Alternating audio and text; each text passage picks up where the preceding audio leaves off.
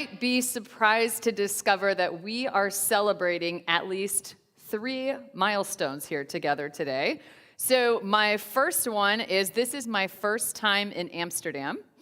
I arrived on Saturday, and I have done nothing but eat and get wet in the rain and visit with great people. The second milestone is that this is my first CustomerGauge event. And the third milestone is that literally today is my 3-year Salesforce anniversary. Thank you. And it's interesting because my first week at Salesforce, even though I live in the United States, I know, shocking with my accent and so forth, is that I started in London out listening to customers. And what a great first week at Salesforce, and now great to be with all of you on day 3, or year 3.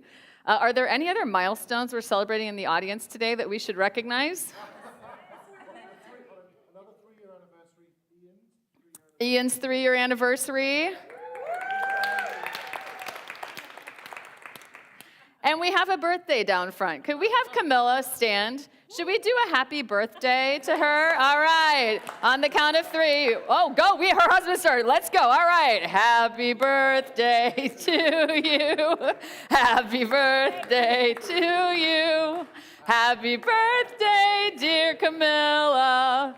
Happy birthday to you. Yes, there we go. You're welcome. We got it out of the way so you don't have to feel compelled to talk to her about it later. We've covered that topic, right? Well, Camilla was talking a little bit about that growth. So in addition to going from 17,000 employees to almost 36,000 in 3 years, we have also acquired 2 very large companies and added 2 completely new product lines that did not exist when I started. And in addition to that, if you just think about shareholder growth, our stock has gone from about $52 per share when I started to about $160 today. And to take that a step further, we are projecting that in 4 years, we will have 80,000 employees at Salesforce. So just imagine how many customers that might be and how many products that might be.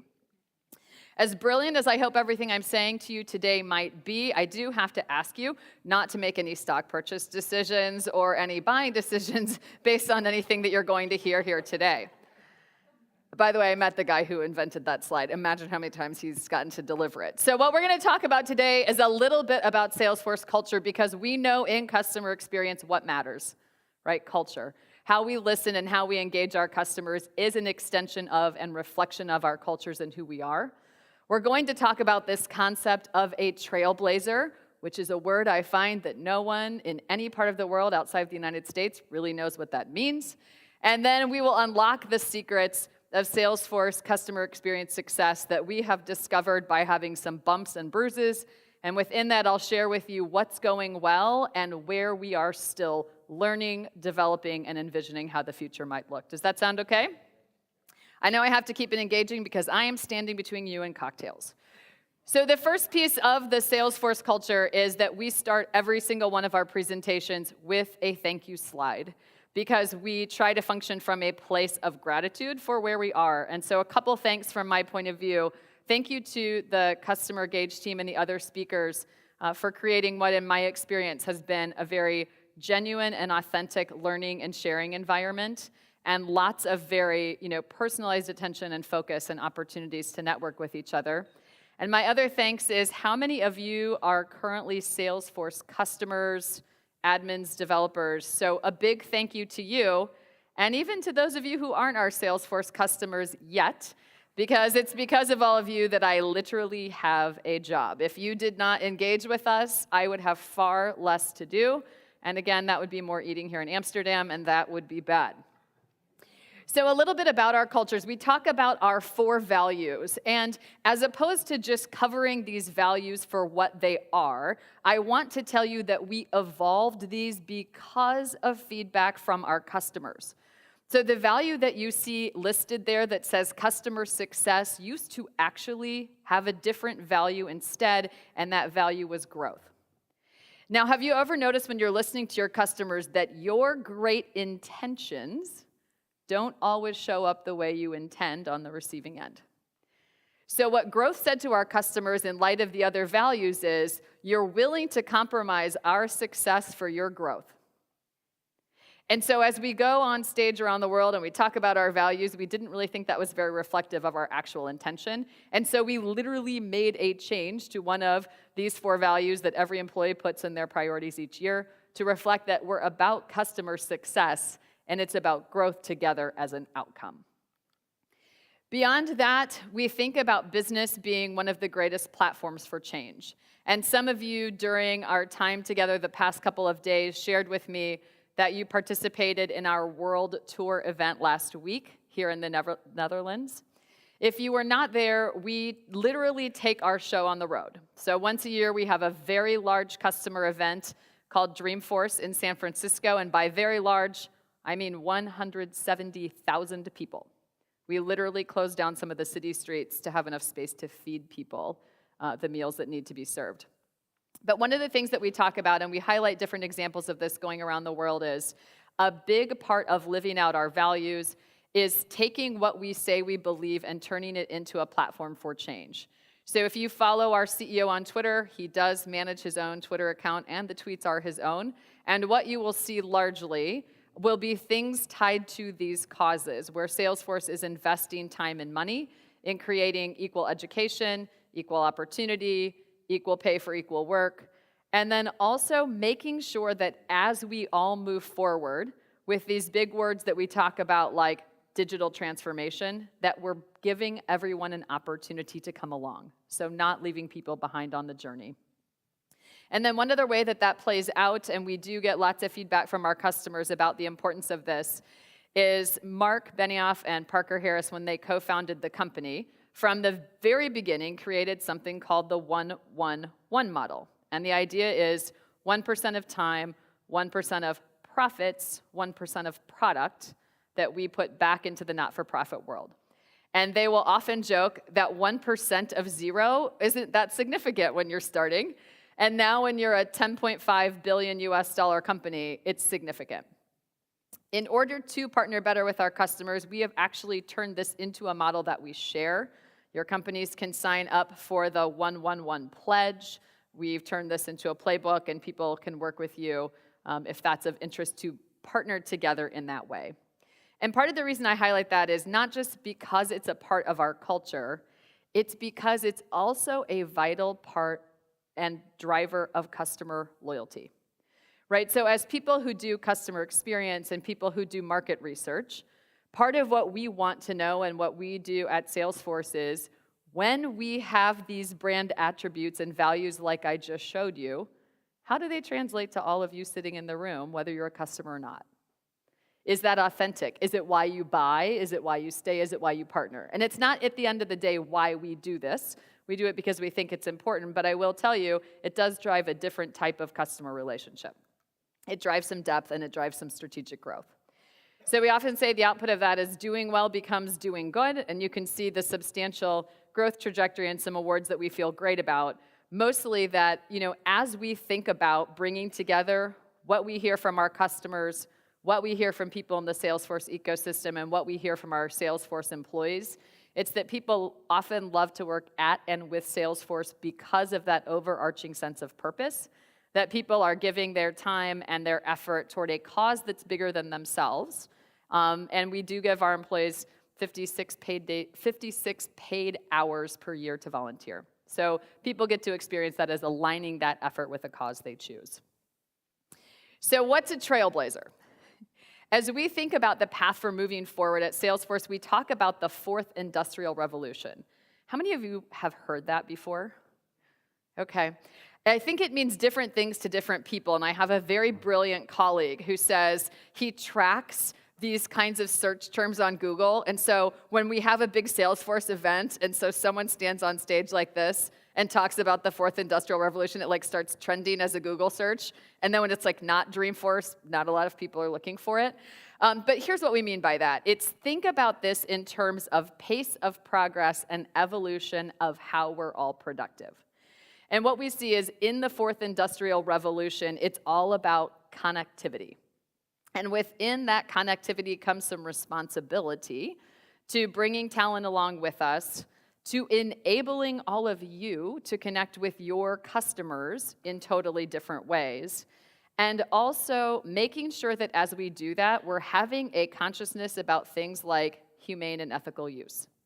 So the conversations about data privacy, right? Just what we were talking about earlier with the City of Amsterdam conversation of, wow, when you have sensors and you're tracking people's every move, what responsibility do you have to those people and to that data and to how you use it? So when we think about that fourth industrial revolution, we think about connectivity. And so what you'll see here is lots of different representations of how we all get connected. Whether that's one of our customers is Ben & Jerry's, an American brand of ice cream. And one of the ways that they use our technology is to let their customers choose the next flavor, right? So building brand loyalty through using technology. But it's also connecting, all of our devices, all of our moves, all of our actions. And so for us, we think about the people who are going first and innovating there are our trailblazers. And this actually plays into how we listen, and you're going to see it a couple of slides from now. But we think of trailblazers as those leaders in the fourth industrial revolution who are finding new and different use cases for technology, who are sharing their story, and who are making a path for others possible. So what does that mean in a world like what you and I do every single day, listening to customers? What it means is we want to know what these people are thinking.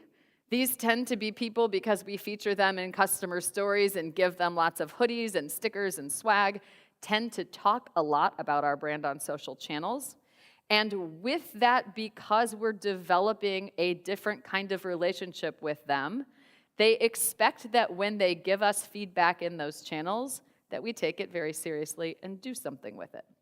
So it's one thing for us to give them a hoodie and put them on stage or tell their story or do a demonstration of a product together. It also means that these very same people have strong opinions about our products and how we develop, how we innovate, how we relate to them, and their thoughts about our brand. So we'll talk a little bit about how we engage them and the ways that they give us feedback and why that's so critical. So how does that all come together? I wanted to set up just a little bit of the landscape in which we're doing our market research at Salesforce and how we're listening to customers and where we envision going, to give you some perspective for some of the challenges that we're facing, right? With rapid growth, acquisitions, companies, coming from other industries where for the first time we're calling on different job roles in the C-suite than we've ever called on before. We're also, I was asking the question earlier about B2B and B2C, we're experiencing that as well. We have all different kinds of business models at this point. So I want to give you a little bit of a snapshot of how we do customer engagement at Salesforce today. So the first one are quarterly surveys. We call them our benchmark studies. And what we're looking for there are I call them big numbers and big trends. So what happens there is, if you think about it, in one quarter, we do a study of our health of the relationship with our existing customers. Most of us in this room would call that like an NPS, CSAT, key driver analysis kind of study. So that's with our existing customers. We do take away not only those top-level metrics, but what's driving them, and we track how those drivers change over time. Another example is we do a brand equity benchmark. So this is with current customers and prospects, and in that we're studying metrics like aided and unaided awareness and consideration. And within our go-to-market strategy for our brand, one of the areas that we're focused on is a top 25 cities list. So think about not only having a strategic list of customers, but a strategic list of cities. So we also do within that study an NPS by city. And what are we really looking for? Well, we're looking for opportunities where the sentiment about us might be favorable, or people have some strong sense of what we do and do well, but they're not spending like they do. We want to do some events there, right? We want to engage differently. Some other examples include our customer success metrics, where we actually ask our customers to quantify back to us what kinds of changes and improvements have been made using Salesforce technology and what kind of results they're getting. And then one of the other ones is always tied to product. So something tied to a pulse of where we need to go next with our product portfolio. Beyond that, we do what we call customized engagements. In this room, we might think of it as ad hoc surveys and focus groups, right? Because we have people in the business who want to get deep in a topic. And we cover a range of topics in this portfolio of research, ranging from every keynote on the main stage at Dreamforce and demonstration has been extensively tested before the event happens, and we revise and test again. It includes product, naming, pricing, packaging, positioning. It includes changes to our go-to-market strategy and everything in between. Because what we're looking for is depth and the ability to take action in a very specific way. Past that, we do a number of live events. So yes, we do have the events that go from place to place. We also have a number of customer advisory boards and councils where we're getting unstructured feedback.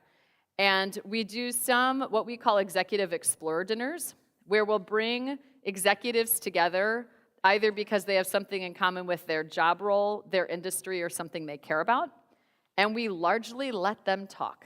We have a few conversation prompts, but the reason that we let them talk is, have you ever noticed that sometimes your customers are talking to each other about something they're not talking to you about? Sometimes it's a problem they're trying to solve. Sometimes it's how they're trying to disrupt their own industry.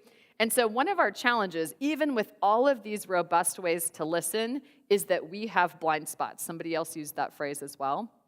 And those unstructured conversations let us observe what people naturally gravitate to and bring to the top of the radar screen or to the top of the list that we're not thinking about or asking about in any of the ways that we listen today. And then the last part is we have the idea exchange and also our Trailblazer community. Do I have anybody? I saw a sticker of the Trailblazer community on your laptop, so I know you're a community member. Is anybody else in that? Okay. So think about this as our opportunity to get feedback at scale. And we do two things. So in the idea exchange, it's literally a place where you go to share ideas, and it's based on our own technology. What people do in that space is they suggest product features or sometimes just new ideas about how we could engage them more effectively, and then the ideas can get votes. And once the votes reach a particular threshold, that specific product feature is then fed into our roadmap review process so that we can bring the outside-in innovation into how we plan what we're going to bring to market next from a product feature and functionality perspective. And then when that suggestion is being built, we go back and put release notes in there. We give people badges, when your suggestion or idea that you put in is being implemented and released. And then the Trailblazer community is an online place that's often, admins and developers, but people in our ecosystem to come together, and they help answer each other's questions. So for some of you who do some, customer experience listening today with your customer support team, this is an example of that, because the people in the community answer questions for each other, like I'm stuck on this. So we can watch that channel to see what are the problems they're solving and how many, cases get avoided in a sense by people who are in the community answering each other's questions and not needing to open a support case and engage us to get to resolution. So a few lessons learned. When I started on this journey, we had a number of these elements in place.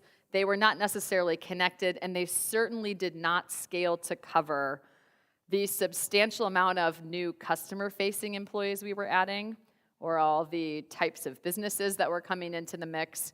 And so one of our thoughts was, wouldn't it be great if we could set up kind of an as-a-service model, or some of you might call it a center of excellence, where people could come to us and, ask for what they need. We could customize a research engagement for them and then give it to them. And maybe we would do some great things with cross-charging or whatever else, but wouldn't that be nice? And then we could be a little bit more particular about which requests we're answering, right? Because at the end of the day, we all want to build a career path for ourselves and the people on our teams. And as important as it is to send out a survey about the quality of this event, for example, and ask about the food and how were the breaks and how were the speakers, most people aren't going to get a promotion for doing that kind of a survey all the time, right? Whereas when you can do something strategic like how should we name and position a new artificial intelligence product we're bringing to market, That's strategic to the business, right? So one of the things we found when we started out, we spent all this great time putting together what we could do and thinking about what a full plate looked like, when would we be at capacity. And what we found was, as opposed to the stakeholders within the business being able to articulate to us what they wanted to know, from whom, and how often, they wanted to tell us a research method. This would be approximately the equivalent of me sitting down with one of our product developers and telling them how to code. Dark secret, I work in high tech. I don't know how to code. So it would be very odd for me to prescribe a path to someone using expertise I don't have. So one of the pivot points for us was realizing we needed to ask people, what are you trying to do with this information? What do you need to know? Who do you need to know it from? How often? Let us work with you then on how to best get that. Because we might already have it. We might only need to check for it once. We might not need a survey, or we might. But let us understand how you're trying to use this first. And so some of the ways that we use the feedback that we get are to do the things that you're seeing on the screen. Now, it's less frequent that someone specifically asks us to benchmark. That happens occasionally. It's usually when we're starting to see risk or attrition in an area, or we're trying to enter a market space. But we try to frame up the conversations more around intent. What are you trying to do with this? And then let us design from there. The other piece, too, is from a research perspective, this helps us curate better audiences so that we're not hearing from the same people all the time, right? Because if every single person who shows up says, I want to have a live conversation with 10 CIOs, and then we get 50 requests like that, very quickly we're going back to the same 10 CIOs, right? Because we have their contact information, and we're like, can we talk to you again? Just a few more questions. One more dinner. Can we buy you one more drink? Just a few more questions. And then suddenly we're not representing voice of the customer very effectively. We're also not doing a service to that stakeholder. Next part of our story is create community and facilitate fun. And I will tell you the upside and the downside of the story of creating community and making it fun. So one of my colleagues at Salesforce by the name of Erica Kuhl dreamed of a way that our customers would be able to get to know each other. Have you ever done this with a salesperson who calls on you? Like, I would like to meet someone else kind of like myself. I'd like to learn from them, ask them some questions, but here's the catch. I don't want them to work at a business where they compete with me. Ideally, you would speak the same language, maybe we would be in the same industry, and then what happens? You have to hope that your account manager knows someone like that, right? So Erica's idea was, how could we build this online community where people can find each other, answer each other's questions, and have some fun? So the community is now 12 years into existence, and it has several million people participating globally. And within that program, they continue to innovate. Do you see these golden hoodies here? So when we do these world tour stops, our senior executive on stage who's presenting chooses one or two individuals in that geographic area to recognize with a golden hoodie for their above and beyond contributions to the ecosystem, even though these people don't work at Salesforce. They work at our customers and our partners. So there's an entire hashtag that trends. You can look for it. It says Life with Goldie. Life with Goldie are the people with these golden hoodies. Like today, their discovery was that there's golden disco leggings, and now some of them want those. My point is, they then said, hey, how could we choose a small group of people then to bring in closer and engage? So each year there's a process where you can nominate people from this community who are active in doing things like planning events and answering cases online and bringing new thought leadership into the mix and hosting user group events and so on and so forth. You can nominate them, and we ultimately select 350 people from this Trailblazer community that we call our MVPs. And MVPs get special seating at events, and they get special stickers and swag that nobody else gets. But they also have the opportunity to meet with a lot of our senior executives on a regular basis to do what? Give us feedback. Give us product feedback. And how fun is it if you're a person who gets a golden hoodie, or you're on stage, or you have a million stickers, and then you get to sit and look at our chief product officer in the face, or someone who owns one of our products and say, I develop on this every single day, and let me tell you what's broken. I need you to fix it. So it creates a lot of engagement between our senior leaders and people who are vital to our ecosystem, but it also makes it fun. Here's the downside. While it is amazing and other people want to build it, and it's a great listening and engagement and relationship vehicle, this group is extremely active on social media, especially on Twitter. Do you remember what other character I mentioned is incredibly active on Twitter and manages his own tweets? Our CEO. So guess what happened? So the community said, hey, you know what? We are these people who go into your idea exchange and we give you ideas and product feedback. And sometimes we meet your rules. We go out and get enough votes to get our feature voted up, and then guess what? You don't build it. And so one day, I think someone might have had a Dutch morning where it was raining horizontally and windy, and one of these great people decided to tweet our CEO. You can go look. It's still out there. It has not been deleted. And it is inflammatory. Like, your process for getting feedback from us and using it is fundamentally broken. And he starts a hashtag and then tags some of his fellow community members. Which, when the first tweet comes out, our CEO's response is to respond on Twitter, and because we're about transparency and trust, right? So you don't take that underground. And then to, of course, contact some teams to say, hey, could we figure out what the challenge is? Which sounds great until 136 people tweeting later are tweeting things like, when I put my daughter on the bus to go to kindergarten for the first day, my idea passed the threshold to have a feature built. She's now in the 7th grade, and it still hasn't happened, and then it just goes from there. So much so that we turned it into a mean tweets video. Do you know this? Where, like, the executives at Salesforce, like, read the tweets into a video, and we, like, sent it back out. But what it drove was completely refreshing and driving a change in the actual technology and process we're using to get feedback from them. So upside, amazing engagement, great feedback. Downside, be aware that when you take a customer listening opportunity into the public, it can play out differently than you planned. Even though the feedback was very valid and we're taking action on it, it was a little bit of a painful way to get there.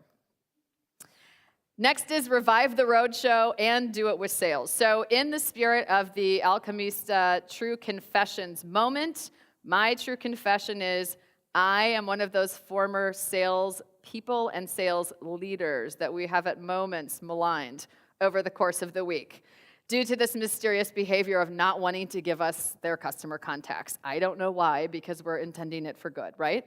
But one of the things that we have done that's been very effective is work with sales and also with our senior product leadership and developers to literally take our show on the road. So our Chief Product Officer, Brett Taylor, envisioned when he was starting his role the opportunity to sit down with groups of customers in multiple cities and share our product roadmap for the upcoming year under non-disclosure, and then ask people to vote on what was most important and why, tell us what's missing, and reprioritize. So this is like the 7-city, 7-day tour. Sales participates to help identify customers. The product teams put senior leaders in to share the roadmap and take the feedback. And at the end of each day, the conversation and pitch would change again, and the next day we would test it in a new city. So multiple cities, multiple countries in about a 7 to 10-day period. Brett then stood up in front of the entire company at the company kickoff and said, we went out and tested our product roadmap with our customers, and what we are building is a reflection of both our desire to innovate and what they need to be successful. And he shared that feedback. And that practice has now continued, and we've added some additional sessions, so it now happens aligned with our 3 releases per year that we do of our products, so that we're aligning getting feedback with our next 3 release cycles. So being very purposeful, again, about relationship building, but also being committed to taking action on what we hear. Number 4, so I did attempt a little bit of an equation here. I will tell you my worst grades in university were economics and statistics, so don't put this into an actual spreadsheet or build a pivot table on it, but here's what I mean by this. As people who do customer research and get customer feedback, we get a lot of statistics, right? Do you get a lot of data? We get a lot of data. It's in all different formats. And then in addition to that, we get all these great stories. Whether people write them in a survey verbatim comment box or attend an event, we get a lot of feedback. And then what ends up happening is when we show up to give a presentation, I don't know if you've had this experience, we'll sit down with one of our key stakeholders in the business and say something like this: I'm here to share today the voice of our customers. And then pitch, right? And what's usually in that? Your survey, your demographics, how many people responded, what industries they were in, and then a lot of very fancy-looking graphs, right? And then at the end, for the points that we all like and want the executives to take action on, what do? We pull a couple of representative quotes. Like, these are representative, but obviously everyone said it, which is why we're so right, and we've just explained surveys and statistics to you. I have never found that explaining to an executive survey demographics really drives any sort of meaningful shift. Because what are people moved by? They're moved by the stories. But as customer experience practitioners, we're torn by this need to be like, it's statistically significant. So I must tell you how it's statistically significant so you can fight with me about how it's actually not, and that we need to go ask more people until you get the answer I like. So here's where storytelling is a big deal. Because that same executive, by the way, has a meeting 2 hours later where someone else in a company our size sits down and says, I carry a quota, and I'm here to tell you about the voice of our customers and what they really need.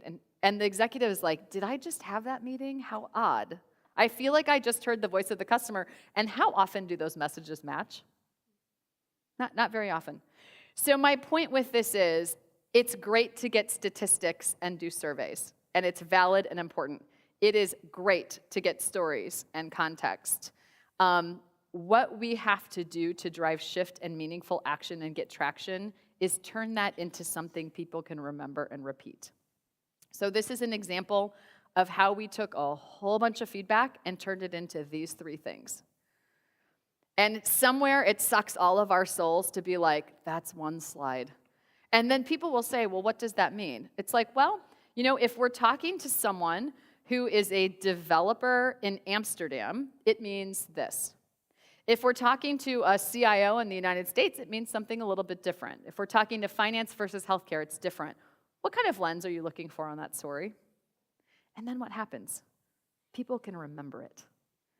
And by the way, we shift this over time. It has different elements over time. It's not always this story. But what we found is if we want to shift behavior, we have to succinctly shift the story and how we tell it. And then the last one is, everyone's taken a selfie, right?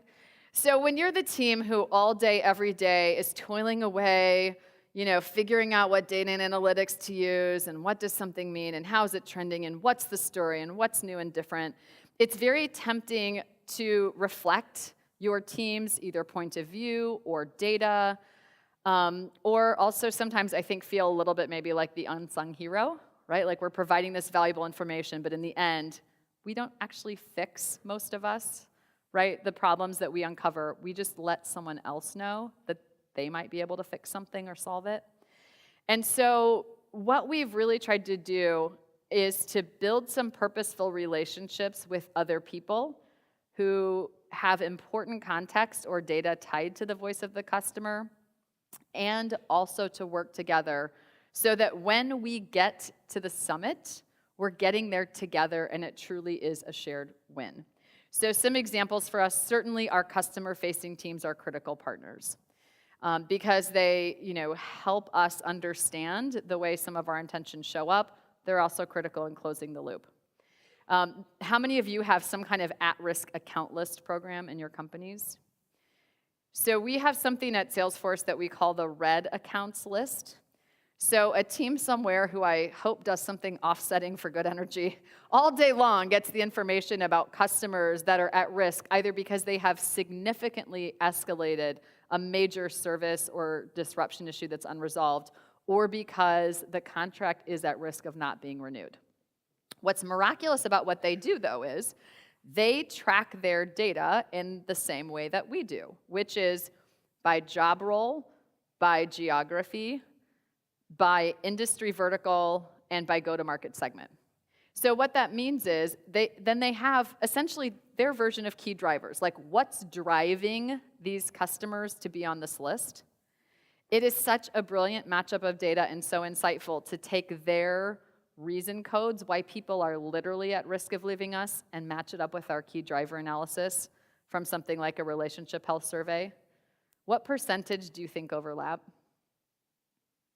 of those reasons why people are actually going to leave and why they're telling us our relationship isn't great, why they're a detractor? It's like 90%.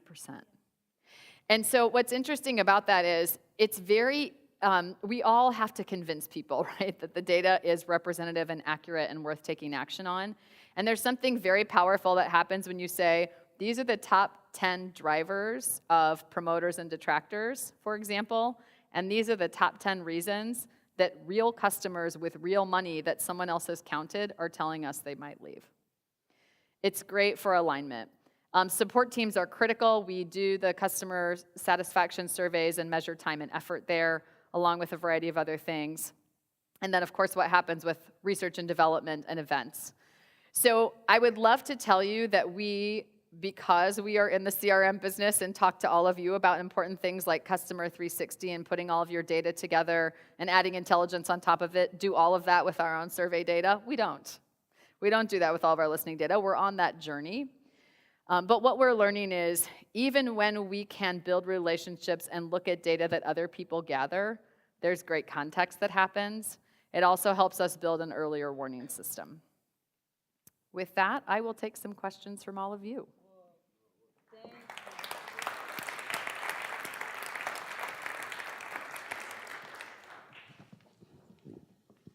Right. I was just so transfixed that I didn't get up in time. I'm sorry. Oh, that's okay. That was it's actually really impressive. Do you consult besides?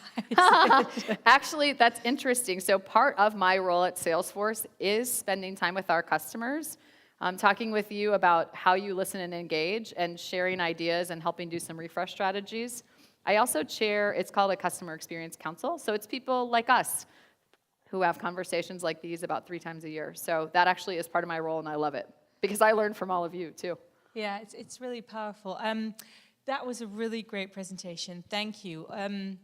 Who wants to ask the first question? And in true Salesforce fashion, we love swag. So I have some swag for you. So there's a book, but there's also a bunch of like swag stuff in it. So don't turn it sideways. Here you go. Thank you. Literally. It's for the first question, like, right? Yeah. Motivates. There's 2 more. Yeah. No question, I got a book. No question, I got a book. No, just kidding.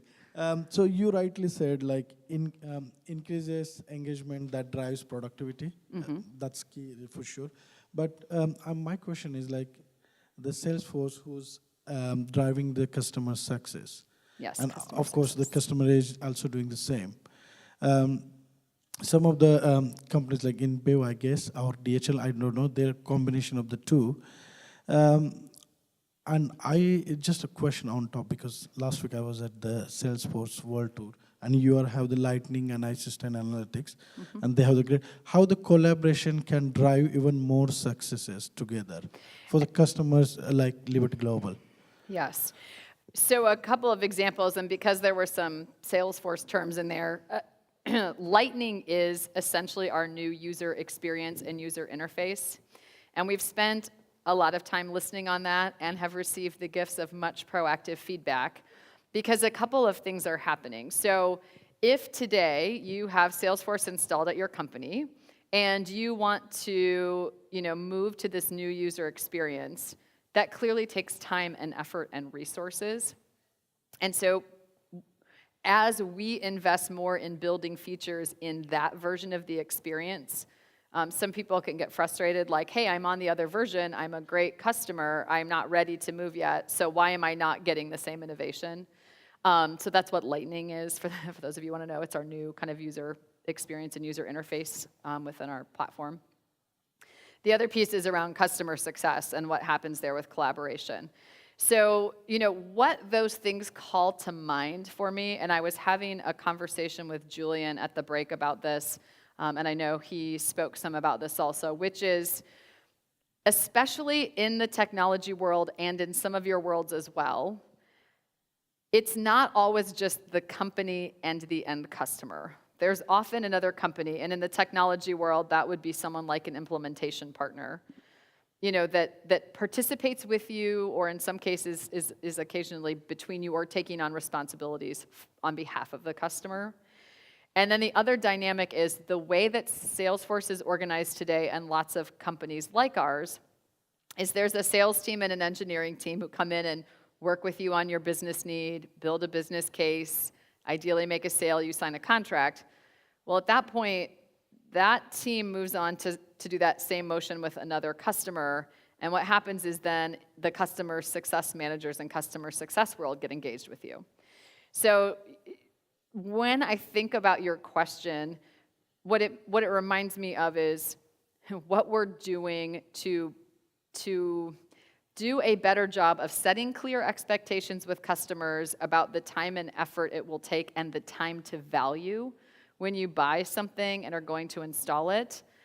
And also a lot more investment in that handoff from us to the partner, to the customer success manager, and considering some other things we can do. Because if you're an executive and you took a risk to make a decision to buy Salesforce, it's incredibly alarming when the team who built that business case for you and designed that architecture goes away, and now you're moved to another person and another team who didn't participate in that with you, and you're building the relationships. And so we get a lot of feedback there. But I think, investing in that ecosystem and how we win together with you as the customer success, the partner of your choice if there is one in the mix, and the pre-sales team is critical. So for us, that's a little bit of the life cycle that we're looking at right now.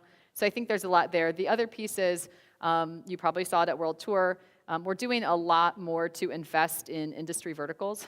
So knowing your industry better, having solutions that, out of the box are better designed for your specific industry in which you operate, I think is another piece of it. But I'd be curious what you think we could be doing to be more successful together. Another question, yes. And I'll let you come up here and get this, or someone will bring it to you. They're fabulous. It's a great group. So we had a similar situation at my company where we had a community forum and customers were requesting features and they were getting angry that they weren't getting implemented. Can you just share a bit more on how you changed that process to become more transparent with customers in the roadmap planning process? Yes, thank you. We are in that process right now. So there is actually a project going on called Idea Exchange Reimagined.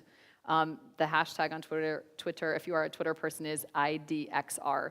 But here's how that series of feedback in a very public environment played out. Our CEO, had asked a couple of our executives to contact the people who started the tweets.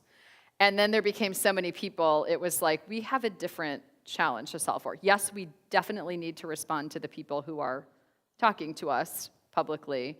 At the same time, it's clear that this is a bigger issue than one person who's in love with a product feature. And so what happened next was the team who owns the Idea Exchange got engaged, and our chief product officer ultimately published a blog that you can look for on Salesforce. His name is Brett Taylor. And the blog essentially said, what this series of feedback that played out very publicly brought to light is, we've lost our way on our number one value, which is trust. So you're telling us that you're giving us feedback and you can't trust that we're going to do something with it, or trust that we're going to continue to make that experience a good one for you. So here's what's going to happen. We are going to reimagine this process, and we want to do it with you. So if you want to help design what the future version of this would look like, that's a productive use of Twitter. Please tweet us there. And so people who are very active and care about this were like, I'll help. So there was a lot of research and development and engagement with customers that happened leading up to our big event called Dreamforce. And because there was so much feedback, and that tends to be an event where a lot of the people I mentioned from the community are there, we took a session that has happened like every single year, I believe, at Dreamforce and turned it into talking about reimagining the Idea Exchange. And so many people were excited. There was a queue in the hallway well before the session. We had to turn people away. But literally, our co-founder of the company, Parker Harris, and Brett Taylor, the chief product officer, and a couple of our other senior executives got on stage, and we started with the funny mean tweets video, like them reading the super sad and every time you don't build my feature, you should send me a cupcake, right? And then someone eats a cupcake. It's very funny. But then it was, let us tell you how we got to this place, and let us tell you the challenges. So a couple of things that we learned from that process are the way it was designed in the past, you could put in as many ideas as you wanted, and you could also vote as many times as you wanted. Well, that's great and by the way, when this was all created as an idea, we had 35 product managers, and I think maybe 5 products. We have almost 500 product managers now. And it's a totally different exercise. And so kind of the point and the basis of this redesign is we want to keep getting your feedback. We want you to vote. We also want the way you vote to reflect the reality that we live in, which is we're constrained. We don't have enough money and time to build every single thing that you ask for, by the way, and also innovate things you could never imagine. And so it's going to change. And now you're going to get like a vote. Like imagine you're going to get 50 euros, and now you have to allocate your 50 euros out of all these projects to the ones you think are most important, because then we're really getting prioritization and trade-offs. And there's lots of other things about changing and evolving the tech interface and so forth. But that's what we're doing, which is looking at the technology, but also the process of, hey, we're at a different place. There's more of you, and we have more trade-offs to make, so help us make those together. Yes? I have, thank you for your sharing of your experiences. I have one more question also about making those trade-offs. Yes. As we are also in a similar situation. You have a lot of people volunteering to help you and to help you designing new stuff, come up with new ideas. You have to think about things that they didn't think of, so be really innovative. But while you make that trade-off and that evaluation of what is key priority, there will also be always people and accounts that are more important.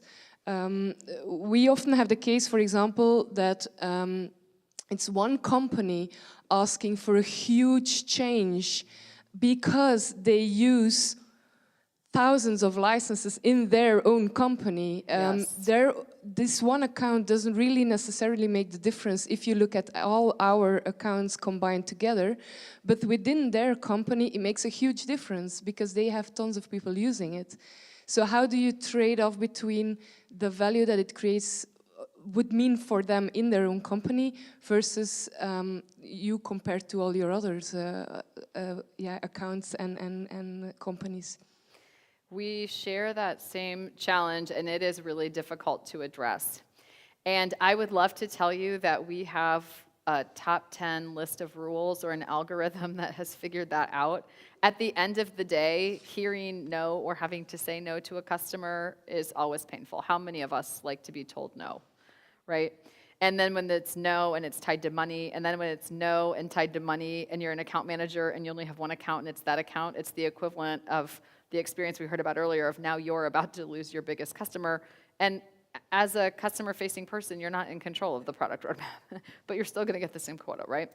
So it's a challenge. And I will tell you there are times that it happens where we build something that is really for one very large, very strategic customer, or we're going to build something new and we build it for one customer because we know they'll buy it. And then we're just going to end up selling it to some other people as well. But a couple of things that help us. So part of the Salesforce ecosystem is the app exchange, right? Which means other people who are customers and systems integrators and integrated solutions vendors develop apps and put them out for other people to consume. And so one of the things that helps with that is many of those companies are freed up to develop for a much more specific use case than we are. And so oftentimes there's someone else within the ecosystem who could develop it on our behalf, and the cash flow and trade-offs look different for them. And then another aspect of thinking through that and having that conversation with a customer is in the technical world, we talk about technical debt. Have any of you heard this phrase before? So technical debt, and I think we live in it a little bit as market researchers, but technical debt looks like this, but in a much bigger version if you're a CIO. One day we decided that we were going to use, let's say, CustomerGauge, and we're going to do a survey. The survey's awesome, it's important, it's well curated, we get great data, it sits over here. A few weeks later, there are some people who are customer success managers, and they want to get feedback from the customers they support, and so they do SurveyMonkey. And they sent out some surveys, and they were really well written, and they got really great data, and now the information about this exact same customer now lives somewhere else, right? Then keep playing that forward. So what happens in the world, in the kind of technology we provide is that use case happens over and over and over. And when people overly customize or try to do something that's just one feature, what happens is when the bigger company or ecosystem that they're operating in innovates, they can't take advantage of those features because they're customized. So now it takes even more time and even more money to move forward. And that's where you get into this technical debt because it just compounds. So having that conversation at a very real level with the customer of do you understand the implication of the decision you're making can also help. It doesn't always solve it, but it can also illuminate other factors that we may not be aware of about why they're making that decision. Yes, we do have some open APIs and open source to share, yes. And there's so many great people and companies in our ecosystem that also do that well and really help. Yes, you're welcome. Thank Question? Yes. I think Oh, wait. this is the thing with the reading glasses, right?